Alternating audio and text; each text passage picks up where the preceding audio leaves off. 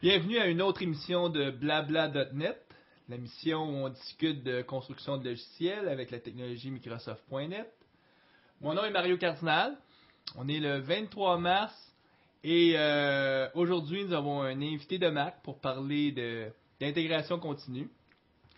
Mais avant d'aller à notre invité, Eric, ça va bien? Oui, ça va très bien. D'ailleurs, c'est une date très spéciale aujourd'hui, le 23 mars. Est-ce que tu sais pourquoi? C'est la date où les étudiants ont décidé d'envahir les locaux du Patronat du Québec. Et les locaux du Patronat du Québec, c'est où je travaille, imagine-toi. Donc, tu avais plein d'étudiants dans ton building aujourd'hui. Dans le building, moi, je ne travaille pas pour le Patronat du Québec, je travaille pour la compagnie de formation 3Soft. Mais, je veux dire, il y avait des policiers partout. Et puis là, vraiment, c'était une vraie forteresse. Entrait pas et ne sortait pas qui voulait. Et puis, ça a été rock'n'roll. Une chance, Eric, que tu portes la barbe, tout ça. Peut-être que tu avais moins l'air d'un étudiant, sinon tu aurais pu te faire par le coup. Ben, j'ai été chanceux, ça a été assez pacifique, mais je dois avouer que ça a été assez perturbant d'essayer de donner un cours pendant que tu entendais les étudiants en train de jouer des tambours juste en dessous de toi. Là. Ça dérangeait un peu. C'est quoi le cours que tu donnes cette semaine? Le cours que je donne cette semaine, c'est un cours de base sur visualbasic.net, un cours que j'ai déjà donné des centaines de fois. Donc, après avoir justement donné ça plusieurs fois, là, je fais un peu de tout là, dans le cours. Là. Je prends le livre, là, je dis qu'est-ce que vous voulez faire aujourd'hui, puis on part sur un sujet. OK. On était ensemble dernièrement, il y a 2 semaines à Boston? Oui, c'était très intéressant. Il y avait le Code Camp 3. Puis, le Code Camp numéro 3 de Microsoft. Ouais, c'est vrai, je devrais le dire en français. Oui, c'était intéressant parce qu'entre autres, on a profité de notre présence là pour regarder son profil, le même genre d'activité à Montréal. On va voir là, dans les mois suivants, ou en tout cas dans la prochaine année si c'est possible. disons que ça prend quand même beaucoup d'investissement, mais ce serait une activité très intéressante en effet. Puis, de mon côté, moi, ces jours-ci, là, je vis. En tout cas, j'ai un concept que j'ai lu dans un blog qui s'appelle le Geek Tax, la taxe pour les techies. C'est quoi, c'est la taxe pour les techies? C'est qu'un jour ou l'autre, il t'arrive quelque chose au niveau avec la technologie qui fait que tu perds du temps, mais que ça fait partie finalement de la vie avec la technologie. Comme là, de ce temps-ci, je suis en train de remonter mon laptop. C'est que mon OS, là, il faisait 18 mois que je l'avais pas remonté, là, puis il était temps que je me mette, par exemple, avec SP2 de XP. Puis, de fil en aiguille, ben, tant qu'à remonter ma machine, là, tu te dis, ben, il serait peut-être temps que je remonte mon serveur de fichiers que j'ai à la maison. Surtout que j'avais la chance d'acheter deux disques pas trop chers. Puis là, ben, j'étais sur le site de tigerdirect.ca, un bon site web où on peut acheter pas trop cher d'équipement informatique. Puis là, tu te dis, ah oui, c'est vrai, il faudrait bien que je mette à jour aussi les écrans des enfants, acheter des écrans plats. Tout ça pour dire que je te rendais au-dessus de quasiment 2000$ d'achat. Parce que là, tu te dis, ah oui, il faudrait que je fasse ça. Puis, donc, ces jours-ci, là, je suis en train de remonter des machines. D'ailleurs, c'est un peu drôle que ça se passe avec toi parce que je sais pas si c'est la synchronicité, mais moi, je remonte des machines. Je me suis acheté une machine neuve tout récemment. Puis, je l'ai montée d'après mes specs. Puis, tu sais, quand j'ai monté les specs, j'ai fait, j'ai pas besoin de ça, un lecteur de disquette. Tu sais, quand la dernière fois, tu as utilisé un lecteur de disquette? Ah, je dis, j'en prendrais pas. Ça va être bien plus simple. Alors là, naturellement, le PC arrive à la maison. Et puis, là, je m'aperçois que ça utilise la nouvelle technologie SATA. Avec justement des disk rates, tout ça. Je trouve ça cool. Et là, Windows ne veut pas s'installer là-dessus, à moins que j'ai les drivers sur la disquette. Ah là, je suis en train de personnaliser des CD d'installation Windows pour que ça puisse détecter automatiquement les drives SATA. Alors, beaucoup ça de perte de temps. De personnaliser? Ça marche, c'est personnalisé, mais c'est juste long. C'est juste long à faire. C'est pas quelque chose que tu veux faire tous les jours. Toi, Michel, écoute, on t'a pas encore présenté. J'imagine que toi aussi, tu vis ça, la taxe des geeks, c'est-à-dire avoir remonté de sa machine de temps en temps? Ou... Oui, moi aussi, j'ai un peu le même problème parce que j'ai mon serveur Internet à la maison. Je viens de changer de projet, puis je suis en train de le remonter, puis j'ai aussi à peu près les mêmes problèmes que vous autres. Ça pour dire, puis, dans notre cas, nous, on laisse pas quelqu'un d'autre pour s'occuper de nos machines. Hein? On les monte nous-mêmes. Ouais. On a trop d'orgueil pour ça. Je sais pas si c'est un droit d'orgueil ou on aime ça quand quelque part.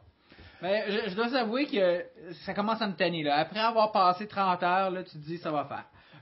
Mais là, moi, je suis pas rendu à 30 heures. Ça, c'est en plus le temps qu'on passe à remonter les machines des cousins puis des oncles et de toute la famille. Oui, puis ou l'autre chose aussi, c'est à un moment donné, tu te dis combien de machines que je suis rendu chez moi? Je sais que moi, je suis rendu à 6 machines. Puis quand on était justement à Boston, au Code Camtree, il y avait un des conférenciers qui était un spécialiste en sécurité. Puis là, il racontait que chez lui, il y a 22 machines.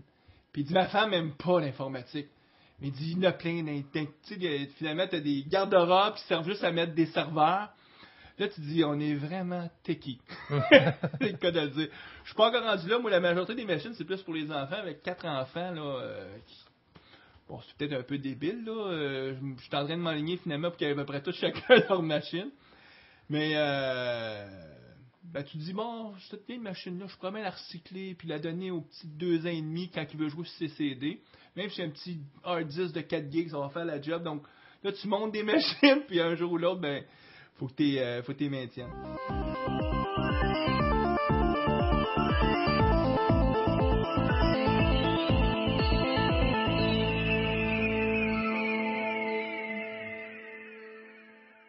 Michel, je vais présenter ta biographie.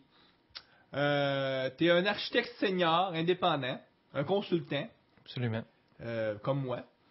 Puis, tu possèdes plus de 13 années d'expérience en conception d'applications d'entreprise, surtout dans les domaines énergétiques, centre d'appel. Tu as fait beaucoup de contrats chez Hydro-Québec. Puis, tu as développé plusieurs applications qui étaient réparties sur différents serveurs avec des architectures entières.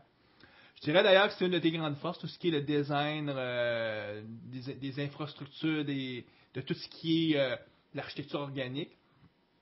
Tes principaux champs d'intérêt sont la conception orientée objet, le design organique comme je disais, entre autres tout ce qui touche les design patterns, processus de développement.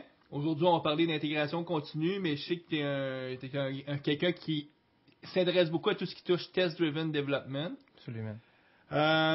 Puis, une des particularités que tu te différencies de beaucoup d'autres architectes que .NET à Montréal, c'est que tu connais pas juste la plateforme .NET, tu connais très bien la plateforme Java, J2EE. Absolument. Puis, entre autres, tu as collaboré à des projets open source dans le monde Java, que ce soit Tomcat Security Realm, puis DB Tags, que deux projets que je suis pas très familier avec, je sais pas si en quelques 30 secondes, tu peux juste nous dire qu'est-ce que c'est Tomcat Security Realm? Ou encore Java. Non, c'est une blague. En fait, Tomcat, c'est un moteur J2EE, là, si les gens connaissent un peu tout le stack de services que la plateforme J2EE donne. Mais en fait, à l'intérieur de ce stack-là, il y a tout ce qui s'appelle le Web Layer ou le Web Engine, donc la partie dans J2EE qui offre le service de rendu de la technologie web. Puis Tomcat, c'est une implémentation de ce service-là. Donc, c'est pas le stack J2E au complet, mais uniquement la partie Web Layer. Oui, Eric? Oui, par curiosité, c'est tout ça, les pages .jsp? Oui, absolument. Oui, c'est un servlet engine. C'est ça. Ça se compare beaucoup si on prend la technologie .NET, si on isole la partie ASP.NET, en fait, ça fit à peu près avec ce que le Web Engine fait dans le stack J2E. Donc, Tomcat étant une implémentation de ce service-là, le stack J2E suggère qu'on sépare l'authentification de tout ce qui s'appelle autorisation pour les applications. Donc, Tomcat utilise ce qu'on appelle des security realms, donc des royaumes de sécurité. Et puis, il fait plus ou moins la différence entre ce qu'est l'authentification et ce qu'est l'autorisation. Puis, à l'endroit où je travaillais, on avait besoin absolument de laisser, on roulait Tomcat derrière IIS, un peu comme ASP roule derrière IIS. On voulait absolument laisser IIS s'occuper de l'authentification, donc l'échange des jetons Kerberos, etc. Puis une fois que l'authentification est faite, on voulait que Tomcat aille puiser dans le référentiel des rôles, qui était un serveur LDAP, qui a finalement décidé si la personne avait ou non accès à l'application en fonction de ses rôles. Donc, le realm que j'ai fait, c'est finalement la partie ou l'enrichissement des realms existants à Tomcat pour justement supporter une authentification Kerberos, donc de déléguer l'authentification à IIS, mais garder la philosophie d'aller puiser les rôles dans un annuaire. DB Tags? DBTag, c'est un projet qui est venu d'Allemagne. En fait, on cherchait une façon, encore dans un mandat où j'étais, d'accélérer le développement d'applications web. Il y avait des applications où souvent c'était des petits projets, 2 semaines de réalisation, une personne qui faisait à la fois le DBA, la programmation, la conception. Puis on trouvait que le modèle Java était un peu lourd là, pour supporter ces besoins-là. Donc essentiellement, c'était de porter des bases de données directement, faire les CRUD des bases de données directement dans les pages. Donc DBTags. Quand tu dis CRUD, là, c'est tout ce qui est Create, Read, Update, Delete, donc Absolument. l'opération de base. Des services de base de données, mais à travers le web, donc des applications, des petites applications. Donc, dans le modèle JSP, il y a quelque chose qui s'appelle des tags. Donc, on écrit finalement une classe Java qui va implémenter un service, puis ça va être renseigné dans un tag, en fait, dans un nouveau tag HTML qu'on va inventer. Attends, laisse-moi deviner, c'était pas des Allemands, donc ils l'ont appelé Schnell, le tag? DBTag, c'était justement la librairie qui venait d'un projet allemand qui créait finalement une série de tags pour ouvrir les connexions à la BD, faire des fetch dans des tables, etc. Finalement, c'est une façon de faire de la programmation déclarative. Absolument, absolument. On peut le voir comme ça. Okay. Puis, cette librairie-là, c'était 2 personnes qui entretenaient ça. Donc, on a pris la version 0.80. Puis, c'est devenu tranquillement pas vite quelque chose qu'on a utilisé derrière une 50aine d'applications. Donc, il y a eu toutes sortes de problèmes, en tout cas, on a enrichi beaucoup cette librairie-là. Puis, au lieu de garder les extensions locales, on les a retournées à ceux qui maintiennent le projet en Allemagne. Puis dans DBTag 2.0, nos modifications ont été introduites. Okay. Michel, ça c'est des projets Java open source auxquels tu as participé. Tu as aussi participé à un projet open source du côté .NET qui est le fameux Reflector de Lutz Roder. Lutz Roder. Produit un outil qu'on a amplement parlé à l'émission parce que c'est vraiment un outil qu'on doit se procurer et utiliser. Puis, peux-tu nous expliquer un peu qu'est-ce que tu as fait dans le cadre de ce projet-là? En fait, peut-être pour débuter, c'est expliquer peut-être la problématique qu'on avait, là, puis pourquoi on s'est intéressé à Reflector. Dans le mandat où je suis actuellement, on a un autre fournisseur de services qui nous a livré une application depuis quelques mois, qui est tombée en exploitation récemment. Donc, lui, il nous livrait les sources, puis il livrait les binaires que les gens utilisaient. Puis ce que nous, on devait faire, c'est à partir des sources qu'ils nous remettaient, être certain qu'on était capable de construire un binaire qui avait exactement le même comportement que celui qui était livré. Parce que l'application, elle roule, puis on sait qu'au jour 1, ce fournisseur-là va quitter, puis c'est l'équipe actuelle qui va prendre la relève. Donc, il faut être certain que s'il y a quelque chose, il faut être capable de reproduire le même binaire. Donc, si on ajuste le code, faut être certain qu'on n'introduit pas de différence. Laisse-moi deviner, ils t'ont pas livré le bon code source? Ben, en fait, l'outil que j'ai développé a montré qu'il y avait effectivement des différences à différents endroits. Et puis, en grande partie, c'est avec toute la notion d'assembly puis des portable executable qu'est un assembly.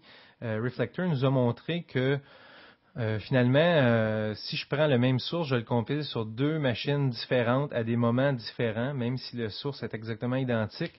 Si je fais une comparaison binaire des 2 binaires, j'aurai des différences. Parce que, essentiellement, quand l'assembly est créé, les méthodes, les entry points ne sont pas nécessairement déclarés aux mêmes endroits. Donc, il a fallu avoir un outil qui, finalement, ordonnançait le contenu du portable executable, puis qui faisait l'extraction du IL, mais aux endroits qui étaient ordonnancés. Donc, avec ça, on était capable, à partir d'un binaire produit d'une source X, puis un binaire produit d'une source Y, on était capable de passer ça dans le comparateur, recréer un fichier source à partir de ces 2 binaires-là et faire une comparaison texte, mais vraiment parce que tu comparais le IL avec le IL. En fait, le résultat du comparateur, c'est plus que le IL, c'est un XML dans lequel le IL est à certains endroits. C'est quoi le lien avec Reflector? C'est que cet engin-là, maintenant, il va être disponible comme un add-in dans Reflector. En fait, il va utiliser le Reflector, mais d'une façon un peu accessoire, là. C'est le Reflector qui va donner l'extraction du IL, mais il y aura très peu d'interaction avec Reflector. C'est plus un engin batch où on dit, j'ai des binaires à gauche, j'ai des binaires à droite, produis-moi le résultat source de cette comparaison-là. OK. Intéressant. Comme tu sais, à l'émission, avant d'entrer dans le vif du sujet, aujourd'hui, on va parler avec toi d'intégration continue. On fait les nouvelles du mois.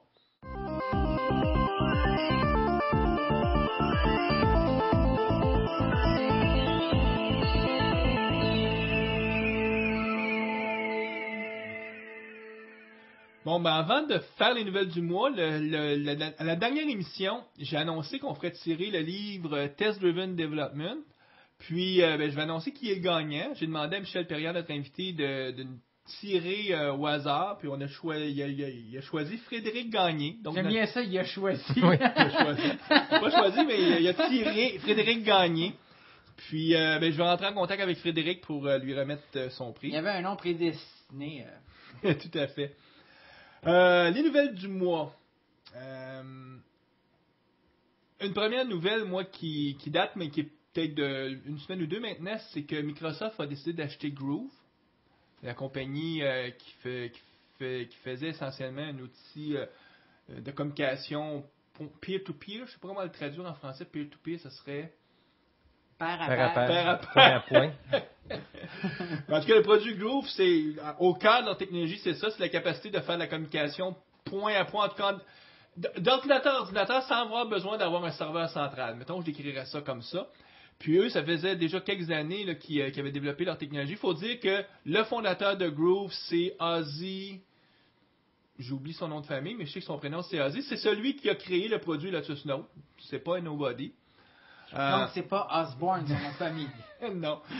Mais tout ça pour dire que Microsoft a décidé d'acheter le produit Groove. Puis là, ça a parti plusieurs rumeurs. Est-ce que c'est vraiment Groove que les gens voulaient chez Microsoft ou c'était plutôt avoir le fondateur comme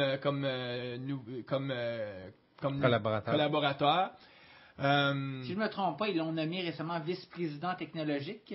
Ouais, je pense qu'il y a 5 ou 6 Chief Technology Officer, puis lui va être un de ceux qui va être Chief Technology Officer chez Microsoft. Moi, j'ai ma petite idée pourquoi Microsoft a acheté Groove. On sait que c'est de plus en plus difficile pour Microsoft, quand ils sortent des nouvelles versions de Microsoft Office, de convaincre la communauté de mettre à jour. Puis, je sais qu'un des problèmes qu'ils ont présentement avec SharePoint, puis toute l'extension, c'est un concept de serveur. Donc, ça veut dire qu'en plus d'installer Office, il faut que tu installes un serveur, puis dans les petites équipes, c'est une barrière. Les PME, c'est une barrière. Tandis que là, si à la place, ils vont avec une approche Attends, Groove. oublié. Dans les grandes entreprises, c'est une barrière parce qu'il y a des gens de sécurité qui vont tout barrer. Entre autres aussi. J'ai l'impression qu'avec peut-être derrière ce qu'ils ont l'intention de faire, c'est d'intégrer la technologie Groove de communication P2P, peer-to-peer, à même Microsoft Office, puis on parle même aussi à même de la prochaine version du OS de Longhorn, pour permettre finalement la collaboration sans avoir fondamentalement besoin de se déployer un serveur central. Je sais pas si c'est la vraie raison, hein. Je suis loin d'être dans le secret des dieux, mais c'est mon analyse. Eric, toi, est-ce qu'il y a des nouvelles qui t'ont accroché? Mais définitivement, imagine-toi qu'il y a à peine 2 jours, Microsoft a finalement annoncé la liste de prix de Visual Studio. Et donc, c'est assez intéressant parce que Microsoft ont pas révélé c'était quoi les prix de la prochaine version. Et là, finalement, ils ont ouvert les livres et ils les ont révélés. Et il y a des bonnes nouvelles et il y a des moins bonnes nouvelles. Les bonnes nouvelles, c'est quoi? C'est que les versions professionnelles de Visual Studio vont coûter un peu moins cher que les versions professionnelles de Visual Studio 2003 aujourd'hui. Okay. Donc, Visual Studio 2005, baisse de prix, c'est bien. En plus de ça, il va y avoir des versions un peu moins chères grâce à Visual Studio standard et une version encore plus légère, ce que j'appelle la version pour les hobbyistes. Ils l'ont appelé justement la donc, suite pour ceux express. qui programment de façon pas de façon professionnelle, mais plus comme un hobby. Exactement. Alors, il va avoir la suite Express, donc Web Developer Express, Visual Basic Express, C# Express. Chacun de ces produits-là, finalement, va coûter $49 US, ce qui fait que ça va coûter environ le prix d'un jeu de Doom. Alors, ils l'ont mis environ au niveau des prix de jeux vidéo. Non, c'est pas si cher que ça. Alors ça, c'est des bonnes nouvelles. Et mieux que ça, j'ai entendu dire que la version Express pourrait être probablement disponible avec des livres. Ils vont probablement la bundler avec certains livres qui vont... L'introduction à la programmation, par exemple. Exactement. Quelles sont les mauvaises nouvelles? Ben, les mauvaises nouvelles, c'est que naturellement, en même temps que d'un côté, ils donnent un peu plus à la communauté, de l'autre côté, ils nous attendent au détour avec la nouvelle version de Visual Studio Team System. Hein, si tu te rappelles, on avait reçu, il y a quelques mois, Étienne, qui nous avait parlé de Team System. C'est d'ailleurs, d'après les statistiques, l'épisode le plus populaire sur ton serveur. Et donc, ça intéresse beaucoup les gens. Mais probablement que la plupart des gens qui ont écouté l'épisode et qui étaient très intéressés pourront pas se le permettre. Parce que les prix sont assez exorbitants. Chaque version de Visual Studio Team System, si on n'achète pas une version upgrade, va coûter environ 5000 $ US. Ça vient naturellement avec des petits bonus. Exemple, ça vient avec une version de MSDN universel. Là, maintenant, ils l'ont renommé MSDN Premium. Et donc, c'est quand même assez intéressant de ce côté-là, mais je veux dire, je crois pas qu'il va y avoir énormément d'intérêt pour un produit aussi cher que ça pour des trop petites équipes. Il va falloir qu'il y ait un certain niveau, certaine taille à l'équipe. Et j'ai comme l'impression dans les équipes trop grandes, ce qui va se passer, c'est que ça va coûter trop cher peut-être pour monter l'équipe, justement. Ce qu'il faut dire, c'est que c'est bien beau. Là, c'est 5000 $ pour la partie client. Lors de l'émission, on avait bien expliqué qu'il y avait aussi une partie serveur. Puis ça, la partie serveur, le prix n'est pas annoncé, mais entre les branches, on comprend que ça va être dans les 10 000 $ et plus. En fait, les prix ont été annoncés dans un autre press release séparé. Et finalement, ça va être environ 2700 $ US, le prix du serveur, plus naturellement l'accès au serveur par ce qu'on appelle des Client Access Licenses. Donc, ça pourrait coûter encore un peu plus cher. Malgré que si vous achetez justement Visual Studio Team System sur votre poste personnel, ben, vous avez un CAL, un Client Access License automatiquement. Alors ça, c'est... Donc, on parle de facilement nos 3000 $ pour le serveur. 3000 $, 5000 $ par développeur. Ça revient tellement cher que la communauté de blogueurs ont facilement chialé contre Microsoft en disant comment on va être capable de recommander à nos clients d'acheter le produit si on n'est même pas capable de se permettre de l'acheter puis de le tester nous-mêmes. Donc, c'est une sorte de catch. Mes deux premiers commentaires, quand j'ai vu l'annonce, ça me frappe toujours quand dans le paragraphe initial, on parle de simplify, mais que tu as 18 paragraphes pour expliquer une stratégie de prix. Là, tu te dis, wow, il y a quelqu'un chez Microsoft qui n'a pas compris que la simplicité, c'est payant, et la complexité, cette stratégie de pricing-là, à mon avis, à moi, elle est beaucoup trop complexe pour rien. En tout cas, à première lecture, tu comprends pas vraiment où est-ce qu'ils s'en vont, parce que là, on fait disparaître le produit MSDN, on crée une voie MSDN Premium. Donc, première chose, moi, qui m'a accroché, puis la deuxième chose, c'est le fait que si je regarde mes besoins, si je voudrais vraiment maîtriser Team System, ben, comme on nous dit, il va falloir que tu choisisses soit la version architecte, ou soit la version développeur, soit la version pour les testeurs. Puis moi, mon réflexe naturel serait de dire, ben, je veux les trois, parce que je veux vraiment maîtriser tous les domaines d'un, puis je veux aussi avoir un serveur. Puis ce qu'on me dit, c'est, ben, si tu veux les trois versions, oui, tu vas pas l'acheter, mais là, on parle de 10 000 $ US. Oui, ils ont fait un rabais, plutôt que 15 000, c'est 10 000. Ouh! Plus, après ça, acheter le serveur, qui est un autre 3 000 US. Puis tout ça, en tout cas, donc, il faut falloir que je débourse plusieurs milliers de dollars pour, ultimement, après ça, pouvoir recommander à des clients, dire, oui, c'est une belle technologie, vous devriez l'acheter parce que j'ai expérimenté avec et je connais la technologie. Ben, moi, mon premier réflexe, c'est de dire, non, là, je décroche, c'est trop d'argent, là, je commencerai pas à mettre tout cet argent-là upfront pour maîtriser ça. Puis j'ai l'impression que je serai pas tout seul puis, donc, à mon avis, c'est pas une bonne stratégie gagnante pour Microsoft, là. Non, définitivement pas. Et si Microsoft nous écoute, là, faites quelque chose. Faites quelque chose, ou en tout cas, rendez-vous compte que, tu sais, si tu regardes, par exemple, les gestionnaires de code source, pas beaucoup d'organisations utilisaient ça avant que Microsoft achète la compagnie qui faisait le produit SourceSafe. Tout le monde chiale contre SourceSafe, mais SourceSafe, c'est un produit qui a permis de faire en sorte que la gestion de code source est devenue partie prenante des mœurs. Même si la majorité du monde gère peut-être pas leur code source de façon optimale, au moins le monde savait que gérer des codes sources, c'est important. Mais là, ce qu'on nous dit, c'est on ne vous fournira pas une version qui vous permet de faire de l'intégration continue, qui vous permet de faire des tests, sans que vous déboursiez des milliers de dollars, ce qui veut dire que la majorité des développeurs n'auront pas la chance de se familiariser avec ça. C'était mon petit commentaire éditorial. Ben, c'est les nouvelles. Musique.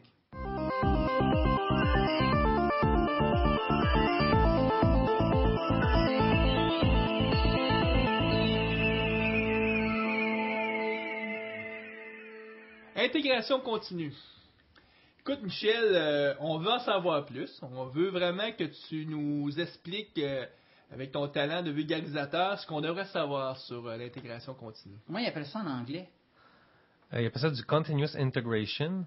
En fait, j'espère que je décevrai personne là, si s'attendent à une révélation. Le continuous integration ou l'intégration continue, c'est quelque chose qui existe depuis longtemps, mais c'est vraiment les méthodes de développement agile, dont XP, qui ont vraiment formalisé le nom ou le concept. Puis en fait, si on voulait résumer ce qu'est l'intégration continue, c'est une stratégie qu'on se donne pour reconstruire, tester et valider. Puis je dis tester et valider parce que c'est quand même quelque chose qui est hyper important quand on parle d'intégration continue. Donc de recréer, tester et valider une application suite à des changements dans le source.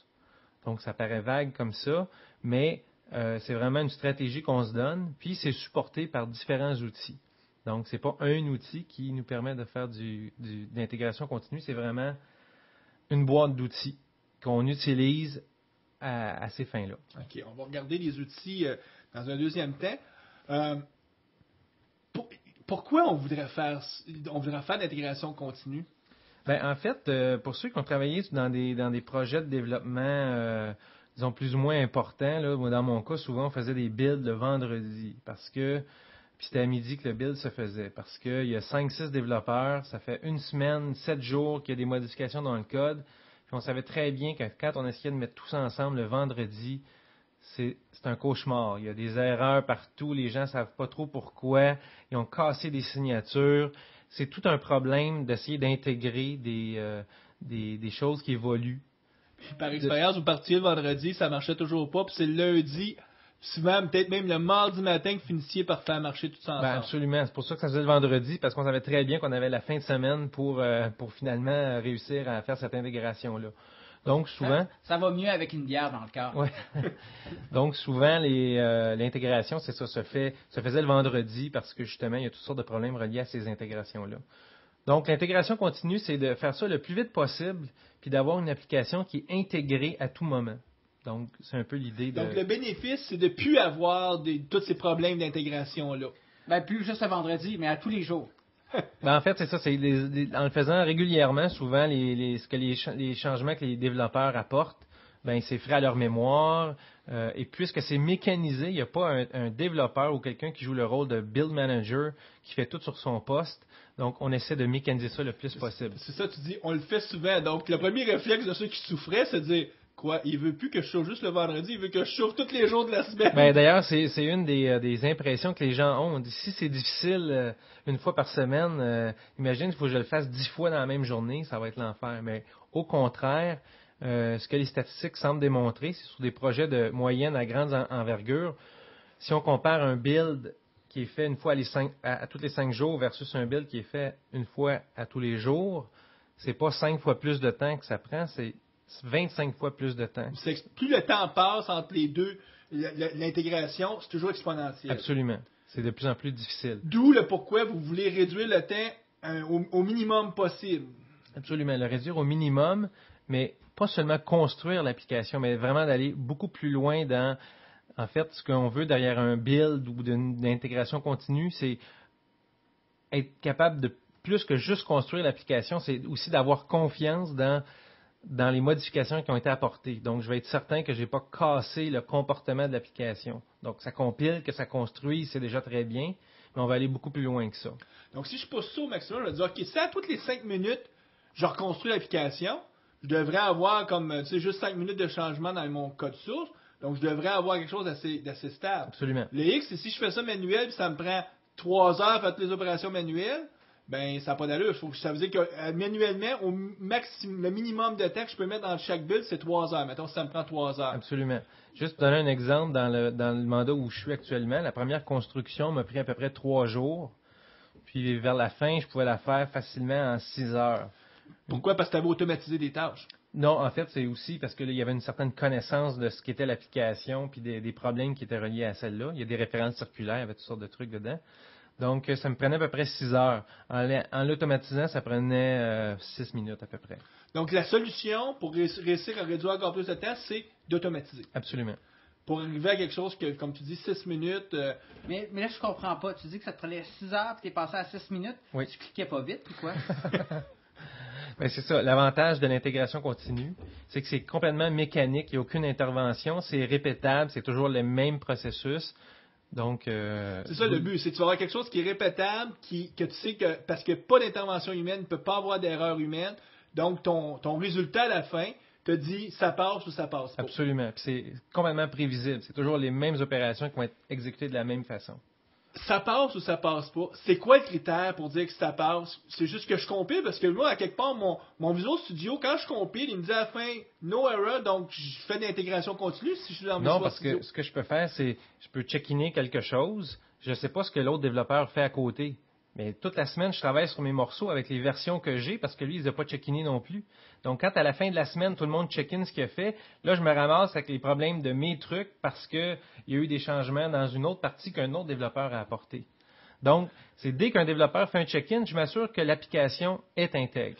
Donc, ce que tu dis, c'est, puisqu'on travaille en équipe, c'est pas juste parce que dans mon Visual Studio, ça compilait que je peux dire si ça compile. Il faut vraiment que je fasse le test d'intégration. Puis c'est ce qu'avec les produits d'automatisation, vous allez réussir à rendre automatique. C'est-à-dire que l'intégration se fasse dès que je vais faire un check-in ou check-iner, comme tu dis, mon code dans le gestionnaire de code source. Absolument. En fait, on peut cadencer à quelle fréquence ça se fait. Puis la cadence, ça peut être dès qu'il y a une modification dans le référentiel, une fois par heure, à toutes les 10 minutes. Il y a toutes sortes de façons de... Typiquement, ce qu'on voit, surtout dans les projets open source, on voit qu'il y a comme un nightly build. Donc, à chaque soir, il y a une intégration qui se fait. Et le build est disponible à la communauté le lendemain. Ça peut être fait à une fréquence beaucoup plus rapide, dépendamment de l'activité qu'il y a aussi derrière le source. Donc, il y a un présupposé. Ça marche dans la mesure où le code source est centralisé. C'est-à-dire, si chacun aurait des codes sources éparpillés sur son poste à lui, réussir à automatiser tout ça, ça serait presque techniquement infaisable. Il faut vraiment que tu utilises un gestionnaire de code source pour que ça marche. En fait, les prérequis pour que ça fonctionne, premièrement, comme tu le dis, les sources se doivent d'être centralisées. Et en plus, il faut que ce que je développe, ça puisse se mécaniser. Donc, si on parle des compilateurs, si on parle des studios, l'environnement que j'utilise, il faut que je sois capable de l'appeler sans intervention manuelle. Imaginons que je prendrais Visual Studio. Si j'aurais aucune façon de le lancer à partir de ce qu'on appelle un command line, je serais pogné. C'est-à-dire que je serais même pas capable de compiler à partir de mon projet Visual Studio. C'est d'ailleurs pour ça que Microsoft fait en sorte que tu puisses vraiment lancer ton projet à partir de command line. Peu de gens savent ça, mais un projet que tu as créé avec Visual Studio, tu peux le lancer avec une command line. Donc, ça peut être une première piste pour essayer d'automatiser. Oui, c'en est une. Malgré que quand on installe le .NET Framework, le SDK, on a tous les outils que ça prend pour être capable de compiler sans studio. Donc, l'idée, c'est de centraliser la construction, donc derrière quelque chose qui va s'appeler un build server, dans lequel lui va rouler les processus d'intégration. Puis, le plus possible, on ne veut pas dépendre de Visual Studio sur ce serveur-là. Donc, tu vas utiliser les compilateurs du SDK. Ouais, le compilateur C# ou le compilateur VB. Sauf que si tu fais ça, ces compilateurs-là n'ont aucune connaissance de ce que c'est la notion d'un projet. Absolument. Donc là, on vient comme... moi, dans le temps, je faisais du bon vieux C, là, j'étais... Les makefiles. C'est ça. Entre autres, j'ai été le gestionnaire des makefiles longtemps parce qu'il y avait toujours quelqu'un dans l'équipe qui devenait un peu on avait différents rôles en plus d'être programmeur. Puis moi, j'étais le spécialiste des makefiles. Puis j'avais même, à l'époque, on prenait NMake. Puis là, on achetait même des make parce qu'on voulait avoir plus de capacité. Peut-être pour rappeler aux gens qui sont un peu trop jeunes pour avoir fait du C++, les makefiles, c'était le fait de pouvoir écrire dans un fichier tout le processus de construction d'un projet. Ouais, d'ailleurs, il n'y a pas encore si longtemps avec Visual Studio, tu avais un makefile en arrière. Ben en fait, c'est très similaire, un make, avec ce qu'aujourd'hui on va parler dans les processus d'intégration continue. On parle d'un outil qui s'appelle NAND, mais en fait, c'est un peu le même principe. La construction d'application, il faut qu'on renseigne comment est-ce que l'application se construit, puis ce renseignement-là, il se fait derrière une description là, qui va ressembler, en fait, en termes de principe à ce que Make utilisait. Donc, tu viens de parler de NANT. N-A-N-T. Donc, ça, c'est le produit qui va servir à définir tout ton projet pour que la compilation puisse se faire. En fait, ou c'est plus que ça? Si on regarde, quand on construit une application, en fait, quand on va utiliser les principes d'intégration continue, il y a une série d'étapes. Quand on dit que mon build est fonctionnel ou il est certifié, il y a une série d'étapes. La construction de l'application, c'est une de ces étapes-là, mais il y en a plusieurs autres. Donc, si on compare à un make, le make était très bon pour justement renseigner la construction d'application, mais il s'arrêtait à ça. Dans le monde Java est sorti tranquillement pas vite avec les efforts de communauté un outil qui s'est appelé Ant. Ant qui veut dire fourmi en français. Absolument. Donc Ant, le projet Ant. La fourmi travailleuse qui faisait toutes les tâches. Exactement. Donc Ant, ce qu'il faisait, c'est qu'il supportait un dialecte XML dans lequel on spécifiait des tâches. Des tâches, c'est un tag XML qui est supporté dans le dialecte de Ant. Puis ce tag-là correspond à une classe qui est écrite par quelqu'un et qui fait une opération en particulier. Donc, quand on utilise Ant, on a une série de tags ou d'opérations qui est possible. Donc, ce qui est intéressant avec ça, ça permet d'étendre un script Ant avec des tâches que... Puis là, il y avait toute l'imagination de... initialement quand on a fait l'outil. C'est un modèle qui était très, très, très extensible. D'ailleurs, Ant, ou sa version .NET Nant, tu pourrais utiliser ça pas forcément pour faire l'automatisation de la construction de code source, tu pourrais l'utiliser pour copier des fichiers. C'est finalement une façon d'automatiser une séquence de tâches. Absolument. Puis c'est ça la force d'ailleurs de Nant, parce que la construction d'une application, c'est pas juste de compiler les binaires, c'est de faire des mouvements de binaires, de référencer des choses, de faire une série d'opérations. Puis le fait que Nant, comme Ant, est très extensible, ben, il y a une série de tags qui sont développés par la communauté pour enrichir justement ces opérations-là. OK. Donc là, ce qu'on comprend, c'est j'ai une machine qui sert à faire mes builds, puis j'ai un produit qui s'appelle Nant, N-Ant, qui me permet de pouvoir définir tout le projet, donc toute la construction, plus toutes les autres tâches, comme par exemple créer des répertoires, effacer répertoire, copier, mettre un nouveau label dans mon gestionnaire de code source, donc différentes activités. Dans le coup, j'ai défini ça. Est-ce que je suis prêt à pouvoir dire je fais l'intégration continue? Ben, avant, il y a toute une décision, si on veut intégrer, par exemple, avec les outils purement Microsoft. Microsoft a publié un livre dans son site d'Enterprise Pattern. Ils ont publié Patterns and Practices. Là. Ils ont publié un PDF sur Team Development with SourceSafe. Si je me rappelle, ça c'est vieux. C'était un de leurs premiers livres qui avait sorti à l'époque. Hein? Oui, c'est un des premiers, puis en fait, c'est les meilleures pratiques avec SourceSafe, etc. Et Microsoft recommande l'utilisation d'un build server, et eux avaient avaient pris un... Ce qui est devenu VS Build. Qui s'appelait Build It. Ouais. C'était développé par, je pense, une compagnie qui s'appelle Vertigo. Donc, firme de consultation. Firme de consultation que Microsoft a engagé pour écrire un petit builder qui prend un peu le même patron que Nant, qui prend un script XML en entrée, puis qui finalement suit la séquence. L'avantage de Build It, c'était qu'il était capable de connaître un projet Visual Studio avec sa signature Visual Studio. Donc, un projet Visual Studio avec 14 classes, ben, il était capable de lire le XML de Visual Studio, puis d'être capable d'appeler les compilateurs dans la bonne séquence. Il y avait aussi toute la solution. Donc, dans la Visual Studio, on crée une solution avec des dépendances entre les solutions, des références. Tout ça, en bout de ligne, était connu par Build It et puis était capable de prendre les fichiers directement de ce qui était sorti du Visual Studio puis de procéder à la construction. Donc, si je te suis bien, ce que ça permet de prendre Build It, c'est qu'au lieu de mettre toutes les règles dans Nant pour être capable de compiler le projet, je peux juste donner une tâche qui dit Build It, construis-moi mon application, puis après ça, mettre les autres tâches qui n'ont rien à voir avec la construction. Il va partir à partir du fichier projet. Là. Absolument, c'est ça. Donc, ça, c'est un avantage parce que il y a une certaine productivité qu'on laisse aux développeurs à ce moment-là. Ils rajoutent des classes, ils font du refactoring, et là, je suis capable de prendre le résultat de ce refactoring-là puis de le prendre tel quel. Juste pour la petite histoire, le fameux Build It a été repris, puis c'est ce qui est devenu le VS Build qu'on va retrouver MS Build qu'on trouve dans Team System. C'est ce produit-là c'est très, très étendu. Là. MS Build va être beaucoup... En fait, MS Build et le prochain Visual Studio, c'est-à-dire que Visual Studio, lorsqu'on va travailler dans le studio, ce qu'il va créer en arrière, c'est toujours un script MS Build. Donc, si tu vas par le studio ou tu iras par le command line, c'est toujours MS Build qui va construire qui va suivre un script MS Build.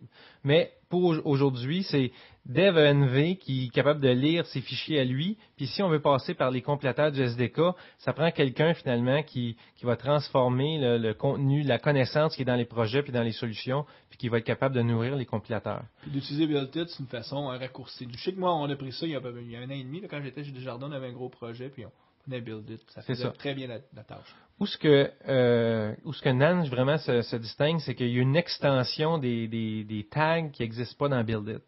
Et Nant a des tags qui sont capables aussi de lire les projets Visual Studio de façon directe. Donc, il y a vraiment deux philosophies. Il y a des build managers qui refusent complètement d'utiliser des solutions et ils préfèrent redéclarer l'ensemble d'un projet Visual Studio à la main dans des opérations Nant. Puis, Tout comme il y a des gens qui aiment se remonter leur propre machine eux-mêmes, hein, Mario? moi, dans mon cas, je préfère quand même laisser utiliser quand même la productivité que la solution ou le projet Visual Studio donne, puis d'être capable de le récupérer tel quel, mais sans avoir à utiliser Visual Studio. Il y a d'ailleurs un outil dans Nant, parce que je vous disais qu'il y a une série de tags qui correspondent à des opérations dans Nant, mais il y en a beaucoup plus que ce qui est livré dans la distribution de Nant. Donc, il y a un projet qui s'appelle Nant Contrib. C'est la communauté qui écrit des nouveaux tags et ils ne sont pas classés pour faire partie officiellement encore de la distribution Nant, mais c'est livré quand même avec Nant. Donc, il y a un de ces outils-là qui s'appelle Slingshot, qui est capable de lire finalement un fichier de projet.net et recréer le XML Nant pour les compiler de façon individuelle. Mais en tout cas, pour l'avoir essayé quelques fois, bonne chance parce que la documentation est très très peu. C'est souvent ce qui se passe avec les projets dans le domaine public. Oui. Donc, on prend Nant pour automatiser toute la séquence des tâches qu'on voudrait faire. Absolument. Puis, mais là, il y a une question qui se pose. Quand est-ce que je vais décider que cette séquence-là, elle a fonctionné ou elle n'a pas fonctionné? C'est une décision importante, c'est-à-dire, faut que je me définisse mes règles. Oui, ben en fait, il faut d'abord, c'est quoi les tâches qu'on veut exécuter quand on veut construire l'application. Donc, de compiler, c'est une chose, mais pour compiler, étant donné que c'est un build qui se passe sur un serveur, je veux premièrement nettoyer tous les sources qui sont déjà là. Je veux vraiment avoir une application fraîche. Donc, c'est vraiment une étape du build. On dit nettoyer la zone dans laquelle que tu vas utiliser pour compiler. Parce que derrière toute cette approche-là, il y a la présupposée, si j'aurais jamais eu d'exécutable quelconque, puis je pars à neuf, il faut que je sois capable de rebâtir l'application. Absolument. Donc, on nettoie, on part à neuf. C'est l'idée. On veut une intégration pure. On veut pas que ce soit quelque chose qui traîne sur un poste qui fait que ça fonctionne. Quand on va le migrer, éventuellement, on va avoir des surprises. Donc, une des premières tâches, c'est on nettoie l'espace qu'on va utiliser pour compiler. Ensuite, on dit au référentiel, je veux la dernière version des sources. Donc, Nant est assez intelligent pour aller chercher le code source, puis il parle avec les gestionnaires de code source les plus usuels. Absolument. Il y a une série d'opérations, comme je disais, qui existent déjà dans la distribution de Nant. Donc, ceux-là, c'est vraiment classique. Genre get latest. Get latest.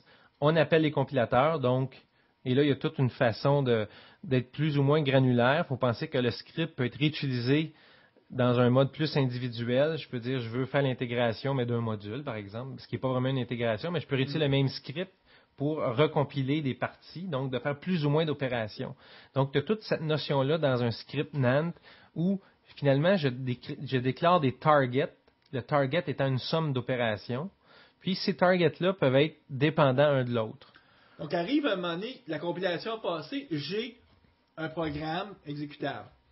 Est-ce que je peux considérer que ça, c'est acceptable pour dire que j'ai une intégration continue qui a réussi? En fait, ce qu'on a avec ça, c'est qu'on a la preuve que l'application se compile. Donc, on est certain qu'on n'a pas rien cassé en termes, je dirais, des contenants de l'application, les signatures, les déclarations des types, ça compile. Maintenant, on n'est jamais certain que ce qu'on vient d'introduire comme modification n'a pas cassé un comportement. Donc, souvent, quand on build, on veut rajouter des opérations. Une de celles-là, c'est de faire ce qu'on appelle un build verification test, de rouler des tests sur l'application qu'on vient de construire pour nous conforter dans le fait que cette application-là, elle est fiable. Puis pour ceux qui se souviennent de l'émission précédente, on parlait de tests unitaires, on a dit que les tests unitaires, ça avait deux buts. Le premier but, c'est de vérifier ce que je code marche bien, mais aussi de créer toute une librairie de tests pour tout à l'heure être capable de les réutiliser lorsqu'on va faire notre intégration. Puis je pense que c'est là que tu vas nous amener, c'est de réutiliser ces tests unitaires-là. Absolument. Je pense que les tests unitaires, le principe d'intégration continue prend beaucoup de valeur quand on jumelle la construction d'application avec la vérification que les 3000 ou les X1000 ou les X tests que j'ai, ça peut être beaucoup moins que ça, mais ça me rend confortable. Tu me faisais peur, 3000 tests. Tu vois, notre invité parlait de 3500 tests qu'il y avait sur son... ça prend plusieurs heures aussi rouler son... Oui, non, c'est ça, effectivement. Donc, ça nous conforte dans le fait que cette application-là, non seulement elle se construit, mais elle a exactement le même comportement que celle qui était là avant. Donc, imaginons, je construis, mes tests passent toutes, parce que si un de mes tests fail, je peux dire, j'ai un problème. Absolument. Puis là, Actuellement, on va aviser. D'ailleurs, souvent, il y a des cultures dans les organisations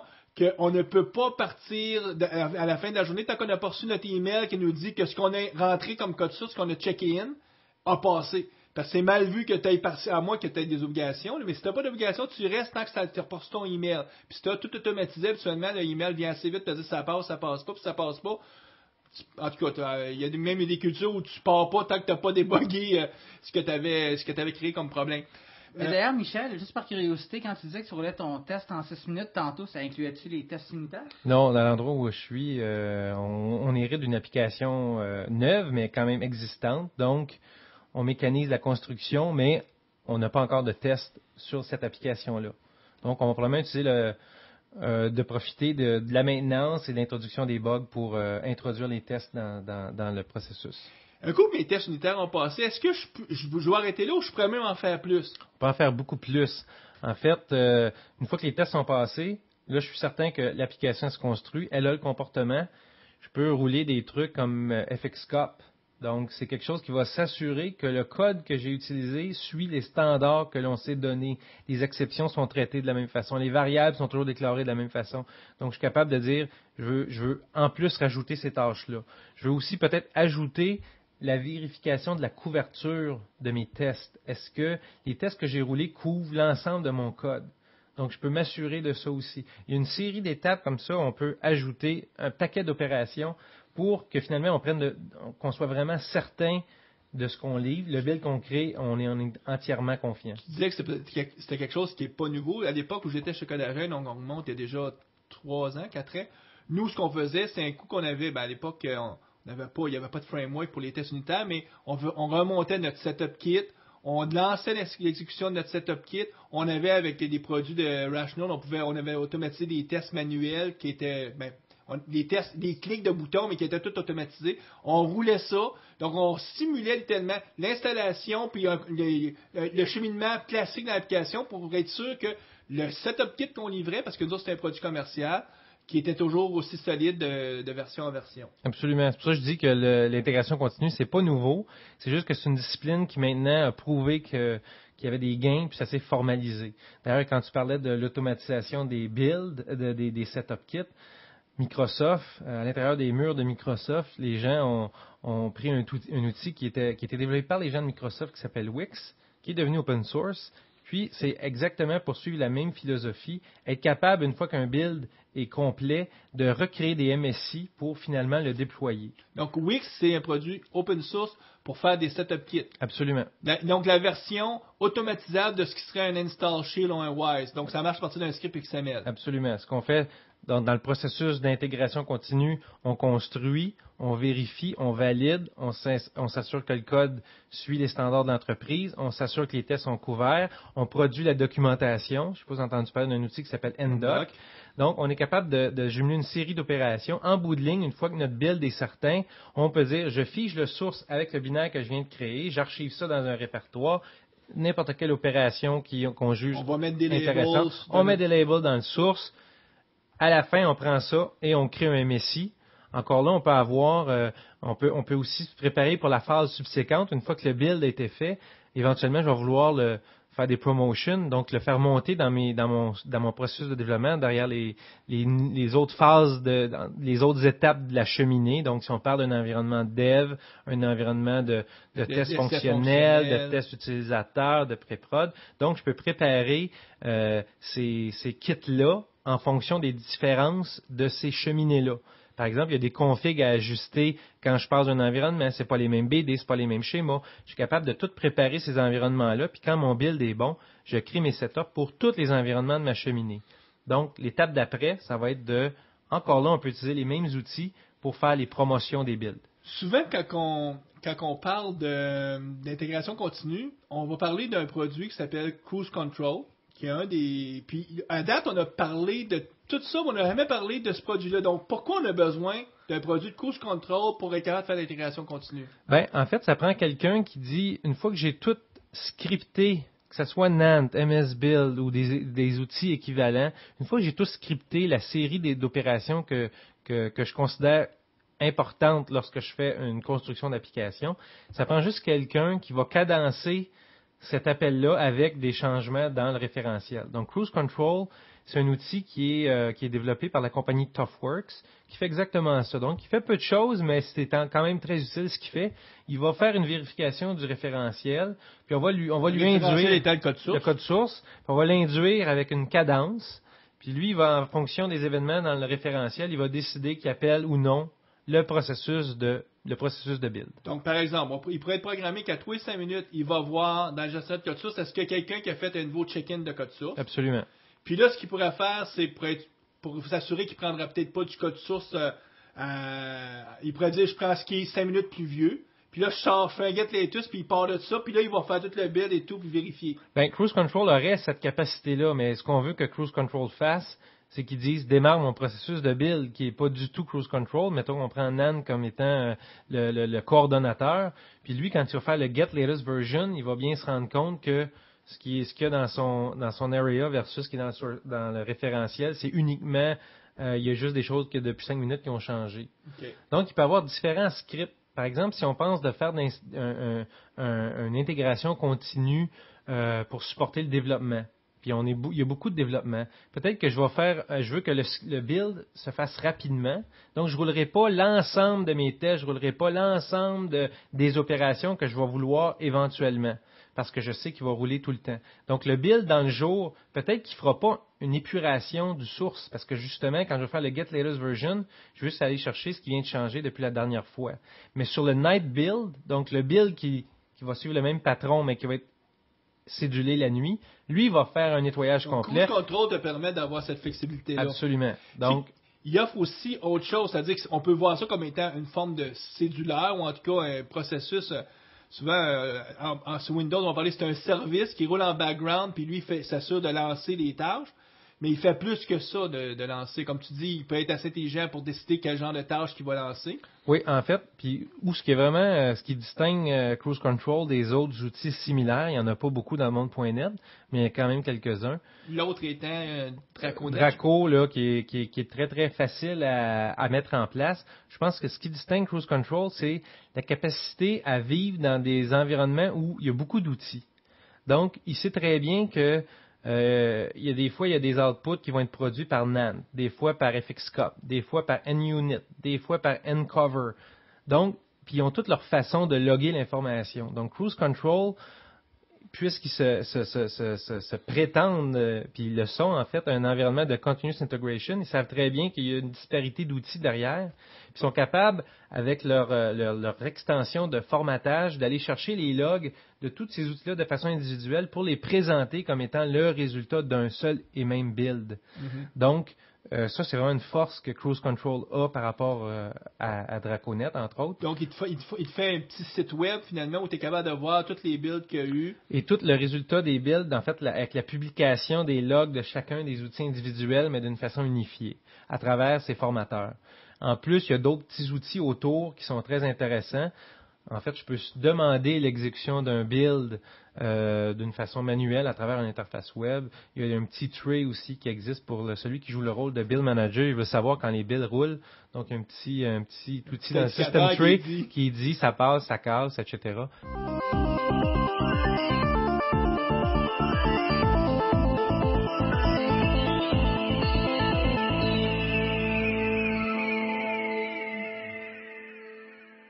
Bon, les chroniques du mois.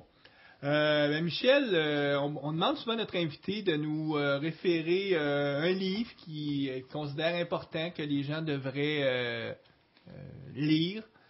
Souvent, c'est les gens, nos invités mettent ça en lien avec le domaine de leur sujet. Je sais pas que toi, qu'est-ce que tu as décidé? Ben en fait, comme je disais, le continuous integration, c'est plus un processus avec une série d'étapes, puis il n'y a pas vraiment de livre qui traite de ça de façon explicite. Il y a beaucoup de choses qui traitent des opérations de façon individuelle. Ce que j'ai trouvé le plus intéressant, c'est vraiment un white paper qui est publié par une compagnie qui s'appelle Enterprise Solution Provider. On mettra peut-être le lien sur le site. On va mettre le lien. Il y a un white paper d'une 50aine de pages qui s'intitule Why and How to Build a Continuous Integration Environment for the .NET Platform. Donc, ça donne vraiment une idée du pourquoi, des outils, du comment. Puis, il y a un paquet de références là-dedans sur les choses individuelles. Je Je pense qu'il y a aussi des articles qui traitent du sujet aussi qui sont publiés sur les sites de martinfowler.com. C'est un ardent défenseur. C'est lui qui est derrière ToughWorks et de Cruise Control. Puis aussi de serverside.net qui ont plusieurs articles qui traitent du Continuous Integration. Si on veut un aperçu vite dans un livre, et le seul livre que j'ai trouvé là, qui traite vraiment du sujet, il s'appelle Open Source.net Development. Donc, c'est fait par quelqu'un qui s'appelle Brian Nance. Puis, il va vraiment regarder le développement.net en utilisant plusieurs des outils qu'on a mentionnés dans les processus de Continuous Integration, dont Nant, NUnit, NDoc, etc. Donc, ça donne une bonne couverture là, de ce domaine-là. Ils ont un singe sur la couverture, c'est-tu comme pour parler du projet Mono? Ou, J'en ai pas la moindre idée. Je sais qu'il y a un livre dans le monde Java qui est vraiment bien coté, qui est le Pragmatic Project Automation, donc dans la série des livres pragmatiques. Sauf que c'est le monde Java, donc là c'est pas NAND mais plutôt AND, donc c'est toutes les JUnit, JUnit au lieu d'NUnit, donc il y a des différences forcément, puis si on n'est pas familier avec Java, on peut peut-être se sentir perdu, mais les concepts sont bien expliqués, donc ça peut être un livre intéressant même si on est dans la communauté .NET. Puis est-ce que tu as parlé du site de martinfowler.com, qui est vraiment un site à visiter? Est-ce qu'il y a un autre site web où tu voudrais nous... Ben, comme je disais, le site de TheServerside.net, ceux qui connaissent TheServerside, ils ont beaucoup d'articles qui sont très, très intéressants sur le principe des Continuous Integration. Puis puisqu'on disait qu'une des parties hyper importantes d'un processus de build, c'est de vérifier l'application en utilisant un Build Verification Test, il y a une série d'articles qui sont écrits par un type qui s'appelle Mark Clifton en 5 parties qui s'appelle Advanced Unit Testing. C'est vraiment intéressant. Ça totalise une centaine de pages. Il va décrire 24 patrons de tests. Ça, c'est sur Code Project. C'est Code Project. Oui, c'est hyper intéressant. Donc, ceux qui veulent avoir de l'information là-dessus, là, c'est vraiment quelque chose à regarder. OK. Donc, on va mettre les références sur le site web. Ben écoute, ça va terminer notre émission là-dessus. Ça fut extrêmement intéressant, Michel. En fait, tellement intéressant, je pense que c'est notre plus longue émission. C'est pas grave. On peut bien se permettre d'étirer le sujet quand ce dont on parle est important. Bien, écoute, merci encore. Ça fait plaisir. Mais merci, Mario. De rien. Et on se revoit au début, le 13 avril, où est-ce qu'on va parler de WSE. Puis, d'ici là, bonne programmation.